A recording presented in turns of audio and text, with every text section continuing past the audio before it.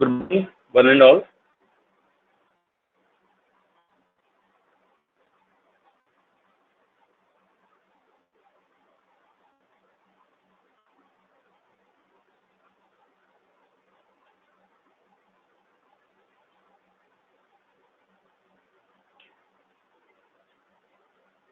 Good morning, students.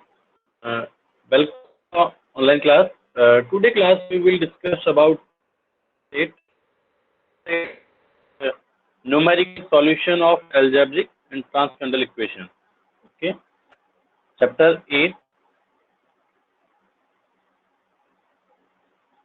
numerical analysis, paper 3rd.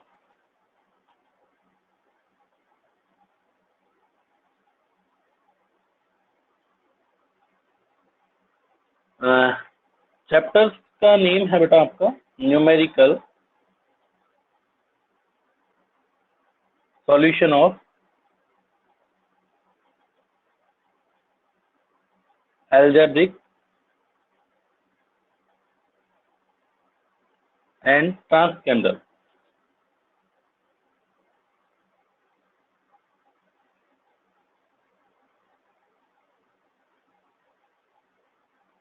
equation.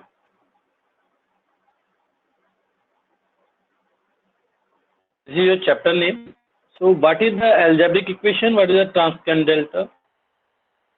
तो बेटा यहाँ इसको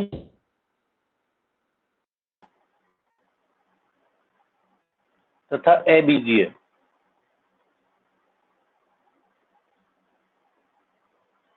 समीकरणों के संख्यात्मक हल।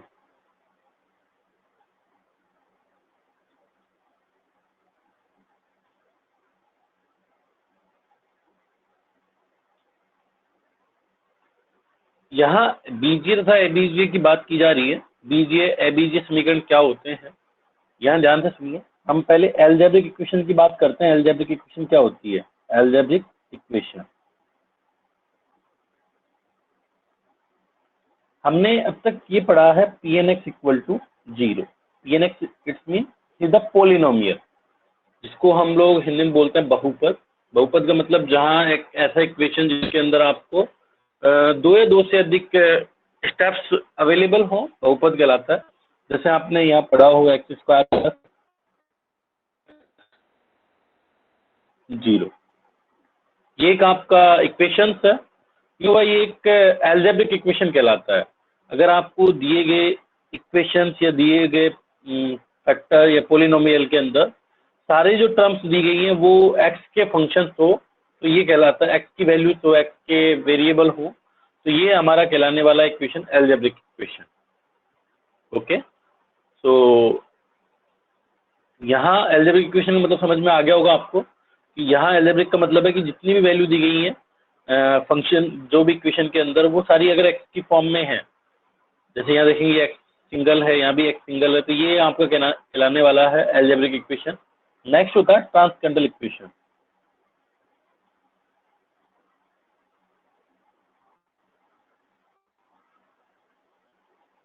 ये क्या होता है एक बार ध्यान से सुनिए। बस दो ही चीजें हैं इसके अंदर, इस चैप्टर में, एल्जेब्रिक इक्वेशन, ट्रांसकेंडल इक्वेशन। क्या होता है ट्रांसकेंडल इक्वेशन का मतलब है बेटा आपको जो फंक्शन दिया है, जो Pnx है, Pnx इक्वल टू 0, यहाँ जो फंक्शन होने वाला है ये आपका पर्टिकुलर ओके ट्रिग्नोमेट्रिक, लॉगरिथम और एक्सपोनेंशियल ऐसे टर्म्स आ जाते हैं, तो इक्वेशन आपका बन जाता है ट्रांसकेंडल इक्वेशन। लेट्स सपोज आपको 7x3 प्लस 2e की power x plus 5 log x plus 2 plus 10 sin x equal to 0। Okay, ये आपको इक्वेशन दी हुई है। ये एक फंक्शन है पूरा x का, जहाँ ई वाली फंक्शन आ गया एक्सपोनेंशियल, लॉगरिथम, sin x। आपको अगर एक्सपोनेंशियल, लॉगरिथम, sin x इनमें से अगर कोई भी वैल्यू एक भी प्रेजेंट हो जाता है इक्वेशन के अंदर, तो वो इक्वेशन यहाँ पे कहलाने वाली है ट्रांसकेंडल इक्वेशन, जिसको बोलते हैं अबीजीय समीकरण। यहाँ इसको बोलने वाले हैं बेटा हम बीजीय समीकरण।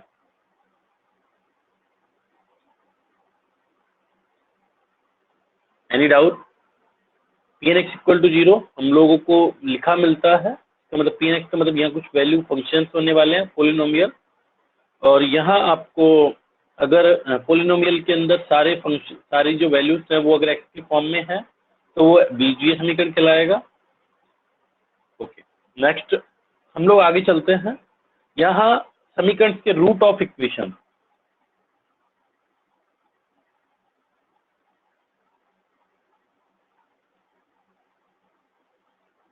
यहाँ हम लोग इस चैप्टर में रूट ऑफ इक्वेशंस पढ़ेंगे। यहाँ इक्वेशंस मिलेगा, इसका रूट निकालना होता है हमें, इसका रूट कहाँ एग्जिस्टेंस करेगा वो हमें पता करना होता है। पी एन एक्स इक्वल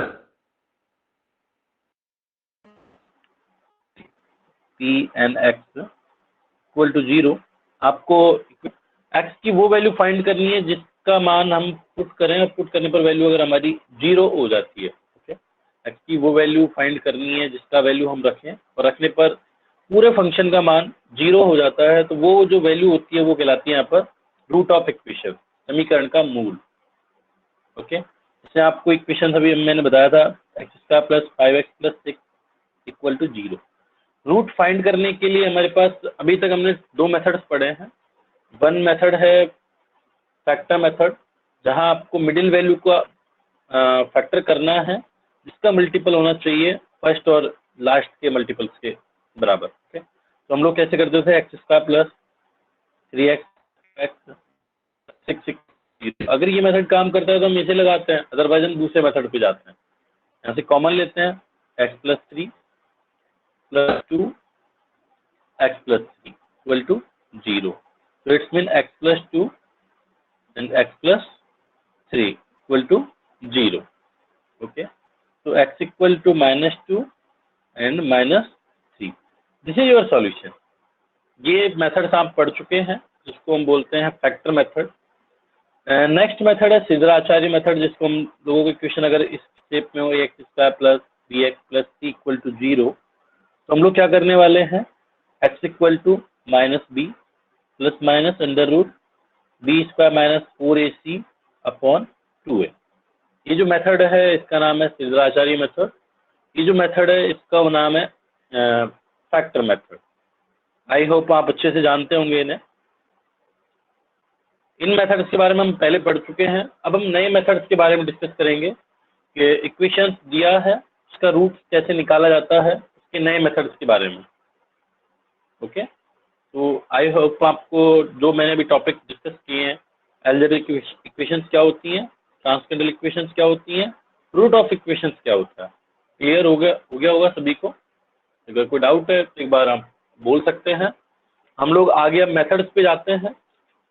जो मेथड्स हम लोग यूज लेने वाले हैं, जो हमारे एग्जाम्स में आने वाले हैं, उन मेथड्स के द्वारा कैसे सोल्व करेंगे।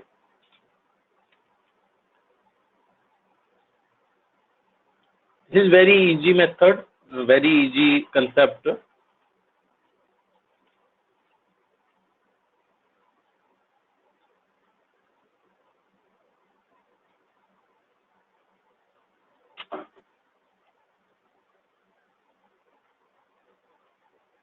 Okay, let's continue.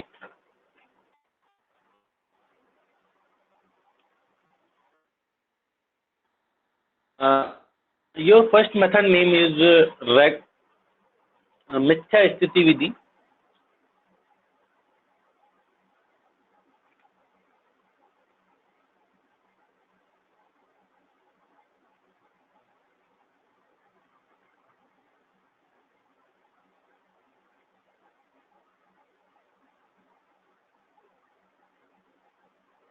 आपका फर्स्ट मेथड है मिथ्या स्थिति विधि।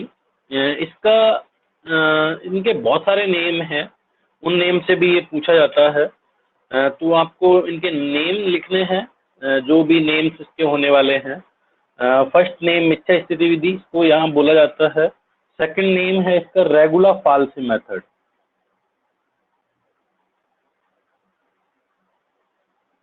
Regular falsi method.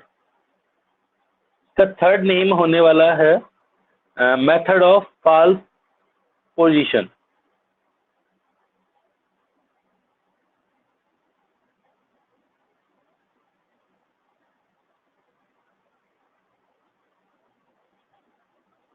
Method of false position, and fourth name है सीकेंट मेथड।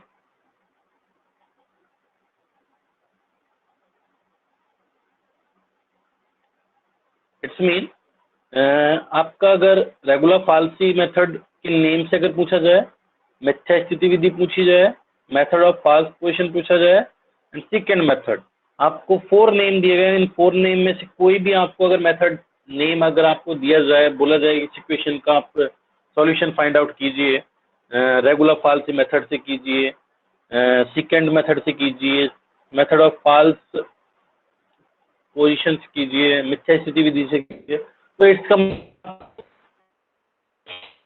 क्या यानी है, इसका नाम अलग अलग है, फॉर्मूला एक है। क्लियर? आप अगर नाम लिखना चाहें लिख लीजिएगा। ओके, पहले मैं इसके फॉर्मूले की बात करता हूँ, फॉर्मूला क्या है, और फिर हम इसके क्वेश्चंस को सॉल्व करेंगे मेथड लगा के। इजी है क्वेश्चंस को सॉल्व करना, सिर्फ आपको मेथड समझना है, मेथड कैसे काम करता है। इसका फॉर्मूला है xn+1 equal to xn minus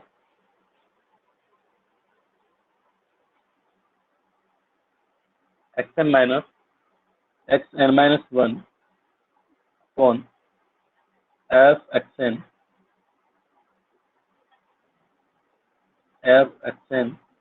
minus fxn minus 1।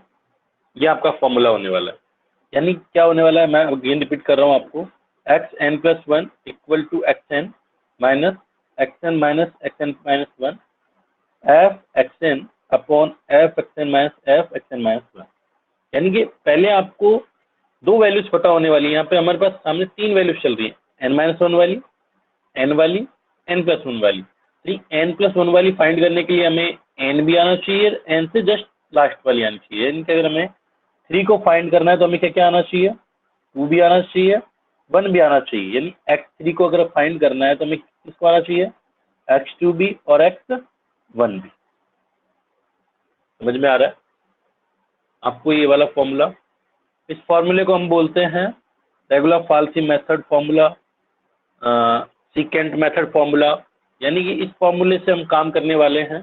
अभी तक हमने जो मेथड पढ़े हैं वो बेटा 2 ही पढ़े हैं, एक तो फ्रैक्शन मेथड जिसका हम फ्रैक्शन करके करते हैं, दूसरा सिद्धाचार्य मेथड। लेकिन अब यहाँ पर हम पढ़ने वाले हैं डिफरेंट टाइप के मेथड, जिनके बेस पर हम लोग क्वेश्चन को सॉल्व करेंगे।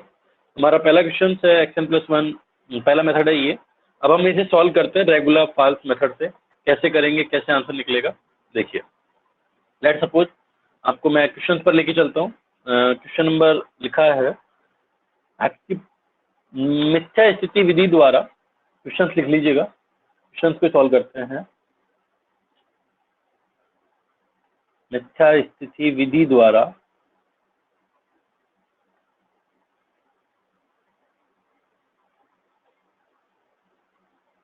समीकरण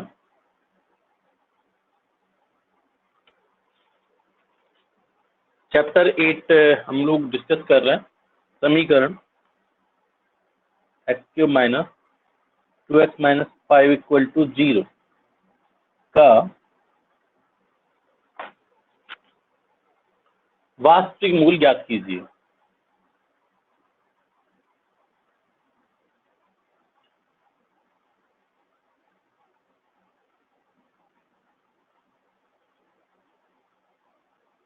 okay, using method of false position find the real root of the equation this.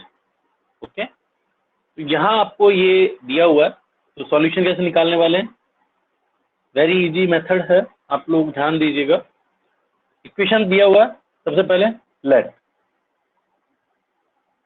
fx equal to x³ minus 2x minus 5। यानी इधर वाली वैल्यू को हम pnx बोलते हैं, तो उसको मैंने fx बोल दिया। क्या बोल दिया, fx equal to x³ minus 2x minus 5। ये टोटल कंप्लीट इक्वेशन है, यहाँ हमारा पोलिनोमियल मान लिया हमने ये। क्लियर? इसके बाद क्या करना है आपको, ये जो पोलिनोमियल है इसमें आपको 2 ऐसी वैल्यूज निकालनी है जिसमें एक वैल्यू तो आपकी 0 की नेगेटिव साइड में हो और एक वैल्यू 0 की पॉजिटिव साइड में हो। ओके, इट्स मीन आप x के वो मान, वो वैल्यूज पुट कीजिए यहाँ पर जिस वैल्यू को पुट करने पर आपका जो ये फंक्शन की वैल्यू है, एक तो नेगेटिव आ जाए एक पॉजिटिव आ जाए, ये हर के अंदर हमें करना है। लेट सपोज हम स्टार्ट करते हैं f1 से, चेक करके देखते हैं रफली। 1 से स्टार्ट किया तो 1 का क्यूब माइनस 2 इंटू 1 -5, तो इसको सॉल्व किया 1 - 2 -5 -7 यानी इसमें -6। ओके, नेगेटिव मिल गया। f2 पे निकाल के देखते हैं, यानी हमें बिल्कुल जीरो के नियरेस्ट चाहिए, ये याद रखिएगा आपको। अगर जीरो के नियरेस्ट नहीं मिल रहा है, जितना मिल रहा है वो देखना है हमें। 2 पर चेक करते हैं, 2 की पावर 3 माइनस 2 इंटू 2 -5। समझ में आ रहा है बेटा?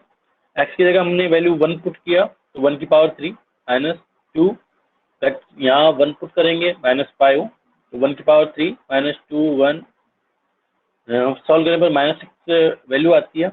2 की पावर 3 को हम सॉल्व करते हैं 8, 2 इंटू 2 4 -5, इसमें 5 - 4 9, 9 में से आपको यहाँ जब वैल्यू देखते हैं माइनस का 1, तो हमारे कौन सी वैल्यू नियरेस्ट है? -1 -6, जीरो के नियरेस्ट कौन सी वैल्यू है? -1। श्योर है? तो इसका मतलब अभी हमारा सॉल्यूशन नहीं है, एक पॉजिटिव वैल्यू चाहिए। पॉजिटिव के लिए f3 निकाल के देखते हैं। आपको चेक करना है, पहले स्टार्टिंग का काम हमारा यही होता है। सबसे पहले आपको जो इक्वेशन दी है उसको f(x) के इक्वल मान के चलना है, फिर उसके बाद आपको यहाँ वैल्यूज फाइंड करनी है, कौन सी वैल्यू जीरो के नियरेस्ट रहने वाली है। f3 को चेक करते हैं, देखो 3 की पावर 3 2 3 - 5, तो 27 - 6 - 5, तो 6 - 5 यानी 11, सो 27 - 11 इट्स मीन 16। ओके, तो पॉजिटिव वैल्यू मिल गई है, लेकिन 2 के बाद में 3 पर आपका 16 आ रहा है, तो इसका मतलब आपकी वैल्यू जीरो के नियरेस्ट नहीं आकर के कहाँ आने वाली है? 16 आने वाली है। समझ में आ रहा है बेटा? यानी आपका f2 पर वैल्यू -1 है, f3 पर 16 है। क्लियर? तो यहाँ क्या होने वाला है कि आपका जो रूट है वो किन के बीच में एग्जिस्टेंस करेगा? 2 और 3 के बीच में। ओके, आपका रूट 2 और 3 के बीच में एग्जिस्टेंस करेगा, क्योंकि देखो आप जब 2 वैल्यू रखते हैं तो -1 आ गया, तो इसका मतलब हमने रूट्स किसे कहते हैं? x की वो वैल्यू जिसे फंक्शन में रखने पर हमें वैल्यू 0 मिल जाए, रूट कहलाता है। तो इसका मतलब हम जब 2 रख रहे हैं तो -1 आ रहा है वैल्यू पूरे फंक्शन का। जैसे जैसे 2 से थोड़ा आगे बढ़ते जा रहे हैं, हमने 3 पर चले गए, तो इसका मतलब 16 हो गया। तो इसका मतलब रूट कहाँ आने वाला है? 2 और 3 के बीच में कोई पॉइंट में वैल्यू आने वाली है हमारी। समझ आ रहा है आपको? यानी एक वैल्यू नेगेटिव है, एक वैल्यू पॉजिटिव है, तो इसका मतलब उन दोनों के बीच में रूट हमारा अवेलेबल होने वाला है। क्योंकि अगर 2 पर वैल्यू देखते हैं -1 आ रही है, 3 पर देखते हैं 16 आ रही है, इसका मतलब हमें तो चाहिए क्या? जीरो। अब जीरो कब होगा? जब 2 और 3 के बीच में कोई वैल्यू हम पुट करेंगे। ओके, तो यहाँ हम लोग क्या लिखेंगे? f2 dot f3, f2 dot f3, यानी f2 और f3 का अगर हम मल्टीप्लाई करें, लेस देन क्या आता है? 0। क्या आता है स्टूडेंट? Less than 0। तो इसका मतलब क्या हो गया? आपको हमेशा चेक करना है, अगर आपका दो नंबर्स को मल्टीप्लाई करने पर अगर लेस देन 0 आ रहा है, तो इसका मतलब रूट उन दोनों के बीच में होने वाला है। ये नेगेटिव बन रहा है, देखो ये नेगेटिव है, ये पॉजिटिव है। -1 को 16 में मल्टीप्लाई करेंगे -16, तो इसमें लेस देन 0 तो लिखना है लेस देन 0। तो f(x) इक्वल टू 0 का एक मूल 2 है, 3 के मध्य स्थित है।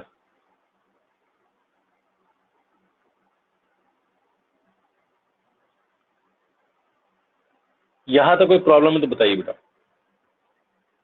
f2 dot f3 less than 0, f(x) equal to 0 का एक मूल 2 और 3 के मध्य स्थित है। क्लियर? यानी कि आपको एक नेगेटिव वैल्यू फाइंड करनी है, पॉजिटिव वैल्यू फाइंड करनी है। हर क्वेश्चन की यही कहानी है, हर क्वेश्चन के साथ आपको यही काम करना है। ओके, नेक्स्ट हम लोग बात करते हैं, अब हमारा जो फॉर्मूला है वो लगाते हैं। ठीक है, तो यहाँ आपको पहला स्टेप आपका यही खत्म हो जाता है। आपको पहले एक दो नंबर्स निकालने हैं जिनके बीच में आपका रूट एग्जिस्टेंस करने वाला है। तो आपने वैल्यूज फाइंड कर ली हैं, f2 and f3 less than equal less than 0, it's mean roots आपका 2 और 3 के मध्य होने वाला है। अब आपको फॉर्मूला यूज लेते हुए काम में लेना है। आपको नोट करना है या कर चुके हैं आप लोग? अगर करना है तो आप नोट कर लीजिएगा।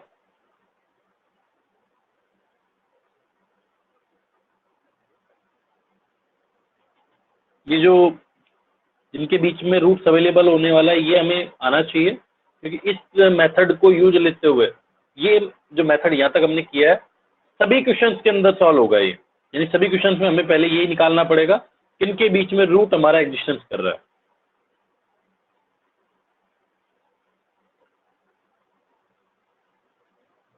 ओके स्टूडेंट, अगर आप लिख चुके हैं तो देख लीजिएगा एक बार, या फिर आप स्क्रीनशॉट ले सकते हैं। ओके,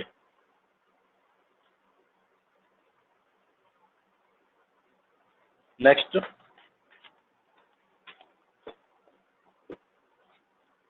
फॉर्मूला लिखना है मिथ्या स्थिति।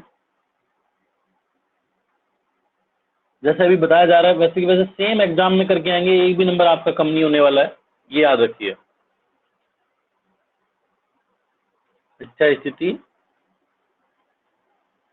विधि प्रतिवर्तन सूत्र। ओके, ये प्रतिवर्तन सूत्र से कहा जाता है मिथ्या स्थिति विधि प्रतिवर्तन सूत्र। फॉर्मूला है xn+1 equal to xn minus xn minus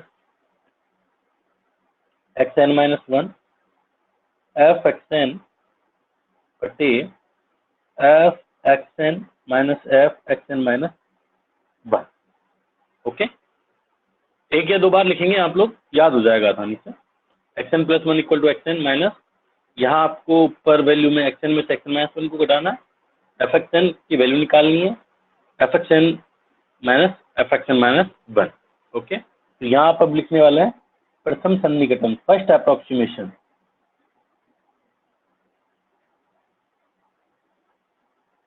जो काम था वो हो गया, बस अब आपको कंटिन्यू करना है। इसको प्रथम सन्निकटन बोलते हैं हिंदी के अंदर, इसको इंग्लिश में बोलेंगे फर्स्ट अप्रोक्सीमेशन।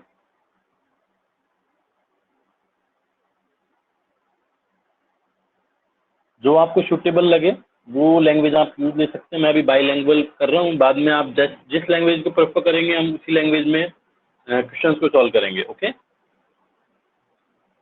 अगर इंग्लिश में आपको क्वेश्चन सॉल्व करना है तो इंग्लिश में, हिंदी में करना है हिंदी में। ओके ओके स्टूडेंट, तो फर्स्ट अप्रोक्सीमेशन आपने देखा होगा यहाँ पर n+1 n और n-1, तो थ्री टर्म्स यहाँ होने वाली हैं। तो इसका मतलब क्या हो गया कि आपको जो वैल्यूज है वो क्या होने वाली है, यहाँ जो वैल्यू है वो हमें n की जगह ऐसी वैल्यू पुट करनी है जिससे हमें सॉल्यूशन निकले। तो हमें देखो यहाँ अगर हमारी 0 या 1 रखते हैं, 1-1 0 हो जाना, यहाँ 1 रखेंगे 1 बनेगा, यहाँ फिर 1 रखने पर 2 बनेगा। तो यहाँ हमें स्टार्टिंग करना है n इक्वल टू 2, n का मान हमें 2 रखना है, तो n का मान 2 रखेंगे तो x3 बन जाएगा, यहाँ पर यहाँ x2 बन जाएगा, यहाँ x1 बन जाएगा। ओके, तो यहाँ x1 equal to 2, f(x1) equal to -1, x2 equal to 3, f(x2) equal to 16। यानी कैसे करते हैं दोबारा सुनिए।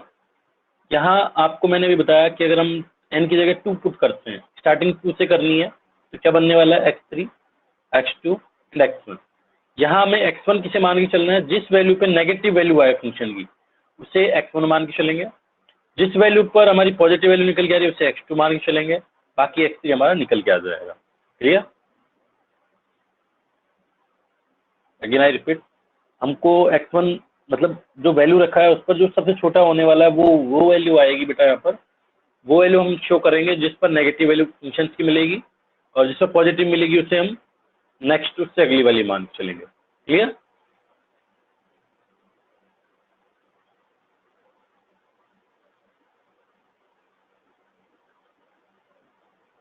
बेटा? क्लियर है ये चीजें? Yes sir. ओके, नेक्स्ट की हम बात करते हैं। अब फॉर्मूला लगाते हैं। n बराबर 2 के लिए इसको एक नंबर नाम दे दीजिएगा। ओके, तो x3 इक्वल टू, फॉर्मूले में रखेंगे वैल्यू 2 का मान, तो x2 minus x1 f(x1) x2 sorry f x two, यहाँ एफ एक्स टू की वैल्यू आने वाली है माइनस एफ एक्स वन। बेटा इस पेपर के अंदर आपको कैलकुलेटर अलाउ है और आपको कैलकुलेटर लेके आना है। ओके, साइंटिफिक कैलकुलेटर आएगा। आपने बच्चों के साथ पिछले साल देखा हो। x2 का वैल्यू रखेंगे बेटा, यहाँ पर x2 का वैल्यू हमारा 3 माइनस x2 3 माइनस x1 का मान 2, एफ एक्स टू की value 16। Okay, f x two 16 minus f x one का मान -1। ओके, सॉल्व करते हैं इसे। देखो क्या बनने वाला है, 3 माइनस 2 यानी 1 and 1 into 16 16 upon 16 minus minus plus, तो 16 प्लस 1 17, 3 माइनस 16 अपॉन 17। यहाँ 16 अपॉन 17 को आप सॉल्व करेंगे, वैल्यू निकल के आने वाली है 3 माइनस 0.9411, तो सिंप्लीफाई कर लीजिएगा 2.059। Okay, any problem? देखो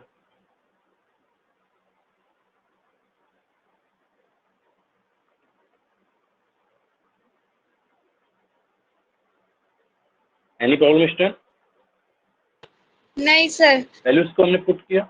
ओके, अब यहाँ जो वैल्यू आ गई बेटा देखो 2.059 आ गया, तो ये किसके बीच में आ गया, 2 और 3 के बीच में आ गया। अब हम जो वैल्यू निकल के आया, इस वैल्यू पर फंक्शंस की वैल्यू निकाल के देखते हैं क्या निकल के आती है। तो देखते हैं, एफ एक्स थ्री, फंक्शन में एक्स थ्री का वैल्यू रख दिया, एक्स थ्री का मतलब एफ 2.059।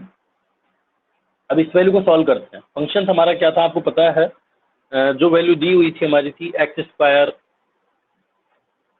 हमारी वैल्यू थी x cube minus 2x minus 5 equal to 0। उसके अंदर हम पुट करके देखते हैं क्या आता है। तो 2.059 होल पावर 3 माइनस का 2.059 माइनस 5 इक्वल टू, अब इसे सॉल्व कर लेंगे बेटा हम लोग। क्लियर? कैलकुलेटर में सीधा टाइप करेंगे, पावर लगाएंगे 3 माइनस 2, तो सीधा सेम एज टाइप हो जाएगा आपका। मैं आपको एक बार दिखा दूंगा कैसे हम लोग टाइप करते हैं, कैसे हम इसका वैल्यू निकालते हैं। तो सीधा वैल्यू निकालेंगे बेटा, इसका वैल्यू निकल के आता है -0.389, क्या निकल के आ गया 0.389। इसका मतलब ये नेगेटिव वैल्यू आ गई है, मतलब लेटेस्ट जो वैल्यू आई है वो आने वाली है आपकी 2.059। अब यहाँ देखिए ये भी नेगेटिव वैल्यू है। अब लास्ट टाइम आपने क्या किया था, x1 यानी 2 पर आपकी वैल्यू थी -1, x2 पर 3 यानी 16 था, यानी कुल मिला के आपका मैं एक बार समझा देता हूँ। फंक्शन की वैल्यू ये आ गई है आपका, यहाँ बेटा ये 2 है, ये 3 है, 2 और 3 के बीच में 2 से स्टार्ट किया था हमने, तो 2 पर वैल्यू हमारी -1 आ रही थी। अब यहाँ से आगे 2.059, थोड़ा सा आगे आ जाएगा, थोड़ा सा आगे जाने पर वैल्यू क्या आ रही है, नेगेटिव आ रही है। तो इसका मतलब अभी भी आपको रूट मिलने वाले वो कहाँ मिलेंगे, यहाँ और इनके बीच में मिलने वाले हैं। इन दोनों के बीच में तो मिलेगा नहीं, क्योंकि दोनों वैल्यू कैसी हो जाएंगी, इस फंक्शन पर इस वैल्यू पर नेगेटिव और 2 पर भी नेगेटिव। इसका मतलब रूट्स कहाँ मिलने वाले हैं आपका 2.059 और 3 के बीच में। बताइए, ये बात समझ में आई? यस लोग सर। 2 से थोड़ा आगे आ गए। ओके, तो यहाँ क्या लिखेंगे हम लोग आगे, f 2.059 डॉट f3, यानी जो भी वैल्यू आपको हर बार करना है, बस ये जो मैंने मेथड बता दिया यही रिपीट होगा बार बार। क्या किया हमने, सबसे पहले n का मान रखा, n का मान रख के बेटा x3 जो नहीं था हमारे पास वो निकाल के लेके आए। लाने के बाद जो फंक्शन की वैल्यू निकाली, वैल्यू निकालने के बाद हमें इसे पकड़ना है। इसे पकड़ने के बाद जो पहले की जो 2 वैल्यू जिनको लेकर के हम चले थे उनमें से वो देखना है कि ऐसी कौन सी वैल्यू को सेलेक्ट करें जिसके साथ मल्टीप्लाई करने पर वैल्यू लेस देन 0 आ जाए, जिसके साथ सॉल्व करने पर वैल्यू लेस देन 0 आ जाए। तो वो जो वैल्यू निकल के आएगी, जैसे कि f3 के साथ मल्टीप्लाई कर रहे हैं तो क्या आ रहा है, less than 0, f 2.059 f3 less than 0। इसका मतलब जो वैल्यू हमारी अभी लेस देन 0 आ रही है, तो इसका मतलब रूट किन के बीच में होने वाले हैं, इन दोनों के बीच में होंगे, यस नहीं होंगे सर। बेटा, ये नेगेटिव है ये पॉजिटिव है, लिखेंगे अतः मूल अंतराल, अतः मूल अंतराल। अब इसको आप ब्रैकेट में बड़े ब्रैकेट लगा के लिख देंगे 2.059 कॉमा 3 में स्थित है। या स्थित होगा। ये पहला स्टेप है। आपको अगर ये समझ में आ गया तो बाकी स्टेप वेरी इजी है, कहीं कोई प्रॉब्लम नहीं आने वाला। जैसा मैंने अभी आपको बताया, जो वैल्यू नेगेटिव होगी उसे हम छोटा वाला मानेंगे, उसके बाद में जो पॉजिटिव होगी उसे बड़ा वाला मानेंगे। ठीक है बेटा, आगे चलें। Yes sir. चलिए सेकंड अप्रोक्सीमेशन की बात करते हैं।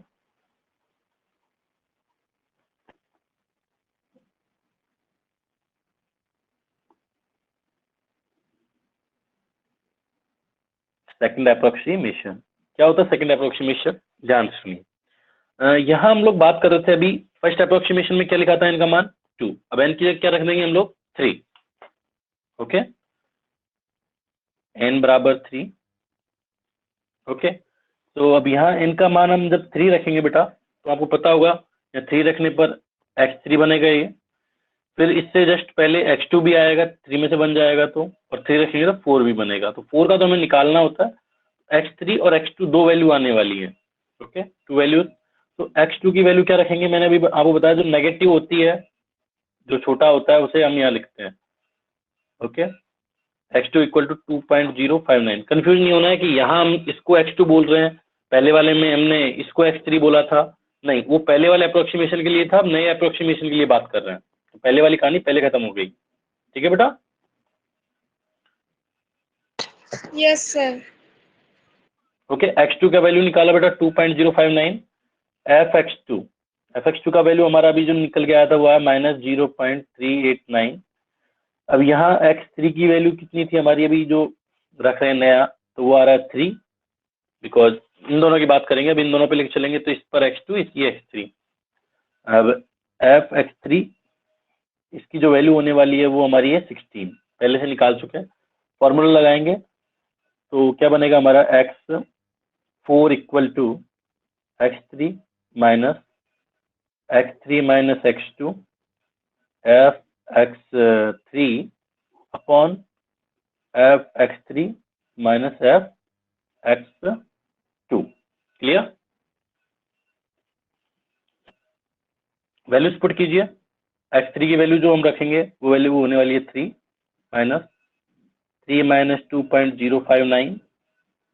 ओके, f(x3) की वैल्यू यहाँ हमारी है 16 अपॉन यहाँ 16 माइनस 0.389। अब इसको सिंप्लीफाई कर लेंगे हम लोग। 3 माइनस, यहाँ इसको सिंप्लीफाई करने पर जो वैल्यू आती है निकल के, वो आती है हमारी, उसको कंप्लीट सॉल्व करेंगे जो भी हमारा बचता है कैलकुलेटर से। कैलकुलेटर से आपको सिंप्लीफाई सॉल्व करना है। मैं इस पूरी टर्म का एक साथ ही वैल्यू लिख देता हूँ, मल्टीप्लाई करके क्या बनता है हमारा। इसका वैल्यू आने वाला है 0.09186। ओके, ये नेगेटिव है तो बेटा ये मल्टीप्लाई होकर के प्लस पॉजिटिव बन जाना है, और ये आपका वैल्यू बन गया। ठीक है, अब इसको और सिंप्लीफाई कर लेंगे, आपका वैल्यू होगा 2.0814। अब आपको क्या करना है? वही काम जो पहले करके आए हैं। जो फंक्शन की वैल्यू x4 आया तो इस पर फंक्शन की वैल्यू निकालेंगे। क्या करने वाले हैं? फंक्शन की वैल्यू f(x4) इक्वल टू, यहाँ वैल्यू बन जाएगा f 2.0814। वही फंक्शन में वैल्यू रखेंगे 2.0814 whole power 3 minus 2, 2.0814 minus 5 equal to 0। Simplify करेंगे, सॉरी 0 नहीं आएगा, इक्वल टू जो वैल्यू आती है वो लिखेंगे। यहाँ तक कर पाएंगे बेटा? Okay, yes sir. ठीक है बेटा, इसको सॉल्व किया तो -0.1458 यहाँ ये वैल्यू आ रही है। तो इसका मतलब अभी हमारा जो वैल्यू था वो ये था कि हमने 2 था, 2 के बाद में वैल्यू आया 2.059। अभी क्या वैल्यू आ रहा है? 2.0814। तो ये थोड़ा सा और आगे आने वाला है 2.0814। क्या हमारा 3 अवेलेबल है? तो अब आपको मैंने बताया था कि आपको अभी ये पॉइंट अवेलेबल हो गया, तो अभी कौन सा पॉइंट लेके चलेंगे? ये वाला पॉइंट और ये वाला पॉइंट, जिसके लिए पॉजिटिव और नेगेटिव दोनों हो जाए। ठीक है, तो यहाँ लिख देंगे अतः मूल अंतराल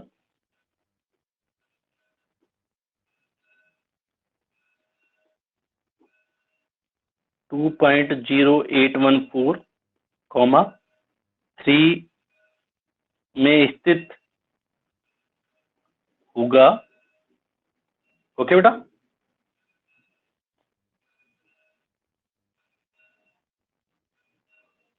clear? Okay sir. Yes sir. Next, third approximation. आपको लास्ट 3 या 4 अप्रोक्सीमेशन करने होते हैं। आपको अभी आंसर में बता दूंगा कैसे ये सॉल्व होंगे, कहाँ तक हमें करना है। थर्ड अप्रोक्सीमेशन देखिए